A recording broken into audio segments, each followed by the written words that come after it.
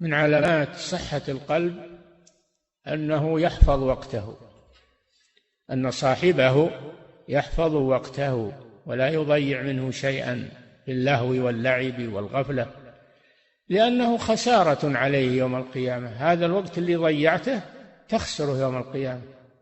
قال تعالى: والعصر إن الإنسان لفي خسر إلا الذين آمنوا وعملوا الصالحات وتواصوا بالحق وتواصوا بالصبر.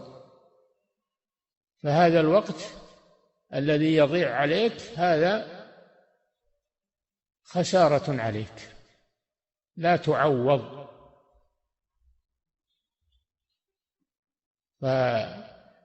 ولهذا قال والعصر، يعني الوقت له قيمة، والأشقياء يطول عليهم الوقت، يقول خلنا نقتل الوقت، خلنا نرفه أنفسنا ونقتل الوقت بدل ما إننا نقعد بدون شغل يقتلون الوقت كأنه عدو لهم، مع أنه هو رأس مالهم إذا حفظوه، هو رأس مالهم من هذه الدنيا إذا حفظوه، وهم يقتلونه بأي شيء، بالضحك والسفاهة أو بالباطل أو بالشهوات المحرمة.